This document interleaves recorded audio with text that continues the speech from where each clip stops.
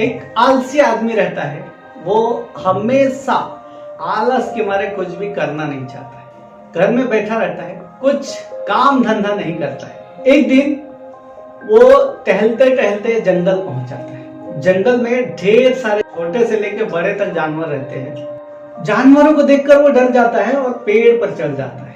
सभी जानवर को इधर उधर देखते रहता है, कुछ घास खा रहे होते हैं, कुछ इधर उधर मस्ती कर रहे होते हैं। इतने में उसको एक लोमड़ी दिखाई देती है, जिसके दोनों पैर टूटे हुए हैं पीछे के, और वो लंगड़ाते हुए खिसकते हुए जमीन में आगे बढ़ रहा है। लोमड़ी को देखकर वो व्यक्ति सोचता है कि अरे, इस जंगल में इतने खूंखार जानवर है तो इसका बचना मुश्किल है।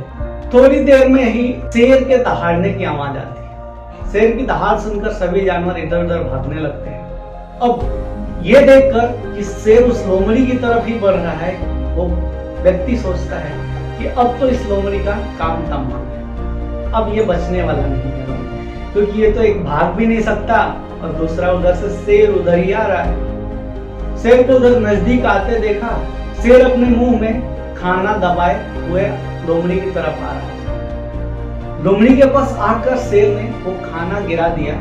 बड़े आराम से लोमड़ी ने वो खाना खाया। जैसे खत्म हुआ फिर शेर वहां से धीरे से उठ के निकल गया। ये देखकर उस व्यक्ति ने सोचा कि वाह, भगवान ने भी सबके लिए कुछ ना कुछ व्यवस्था करके रखा है, तो फिर मेरे लिए कुछ व्यवस्था क्यों नहीं करता। अब मैं भगवान के भरोसे छोड़ देता हूँ, भगवान से प्रार्थना करूंगा कि मेरे लिए भी हर दिन कुछ ना कुछ आ जाया करे। ऐसे शेर के जाने के बाद वो व्यक्ति पेड़ से नीचे उतरकर और अपने घर चला आया। घर आने के बाद वो अपने घर में बैठ गया और उसका इंतजार करने लगा कि कोई उसको खाना लाकर देगा तो वो खाएगा।